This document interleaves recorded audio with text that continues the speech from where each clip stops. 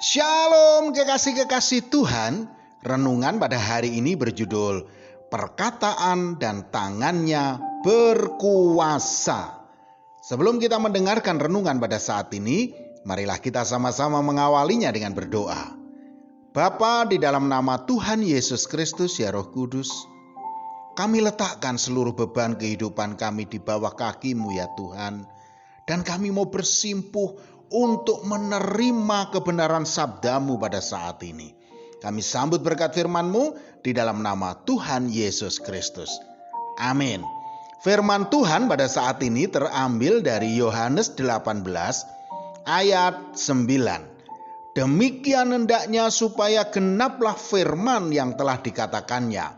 Dari mereka yang Engkau serahkan kepadaku, tidak seorang pun yang kubiarkan binasa. Kekasih-kekasih Tuhan, dalam peristiwa penangkapan Tuhan Yesus di Taman Getsemani, ada beberapa kejadian yang menarik dan penting yang bisa kita pelajari maknanya. Di antaranya, yang pertama adalah ada kuasa dalam perkataan Tuhan Yesus.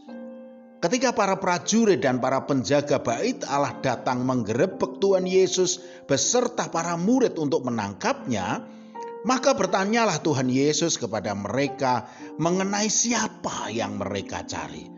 Maka Yesus yang tahu semua yang akan menimpa dirinya maju ke depan dan berkata kepada mereka, "Siapakah yang kamu cari?" Jawab mereka, "Yesus dari Nazaret."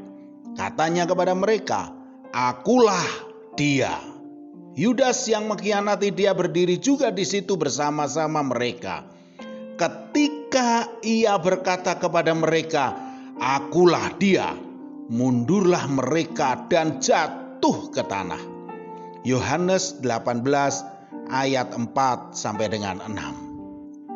Ketika Tuhan Yesus berkata, "Akulah dia," maka para prajurit dan penjaga yang terlatih itu merasakan seperti ada kuasa yang mendorongnya sehingga membuat mereka mundur dan terjatuh atau rebah ke tanah.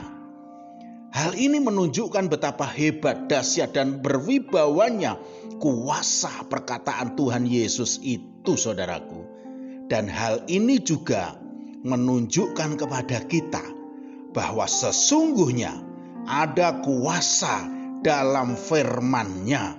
Untuk itu berbahagialah orang-orang yang memegang perintah-Nya dan yang melakukannya. Pastilah mereka akan mengalami dan merasakan kuasa Tuhan Yesus Kristus itu terjadi dalam hidupnya. Yang kedua, saudaraku, tangan Tuhan Yesus penuh dengan kuasa. Salah satu hamba imam besar yang bernama Malkus itu mendekati Tuhan Yesus dan Malkus mau menangkapnya. Maka dengan sigap Petrus menghunus pedangnya dan memotong daun telinga Malkus. Tetapi Tuhan Yesus malah berkata dan meminta Petrus menyarungkan pedangnya. Lalu Tuhan Yesus mengambil telinga itu dan menyambungnya lagi secara sempurna. Hal ini menunjukkan kepada kita kalau tangan Yesus Kristus itu sanggup membuat pemulihan, yaitu memulihkan telinga yang putus secara ajaib. Maka alangkah bahagianya kita, saudaraku, bila tangan Tuhan Yesus yang penuh dengan kuasa itu selalu menggandeng tangan kita. Maka kita akan mengalami campur tangannya yang dahsyat, yang ajaib dalam segala masalah-masalah kita. Percayalah saudaraku, kalau Tuhan Yesus akan senantiasa melindungi keberadaan kita seperti yang dikatakannya. Tidak seorang pun yang kubiarkan binasa. Untuk itu, tinggallah di dalam Tuhan. Dan firman-Nya biarkanlah tinggal di dalam kita. Maka kuasanya yang luar biasa, kuasanya yang dahsyat itu akan senantiasa menaungi kita. Amin. Mari kita berdoa. Bapa, di dalam nama Tuhan Yesus Kristus, ya Roh Kudus, inilah kami ya Tuhan.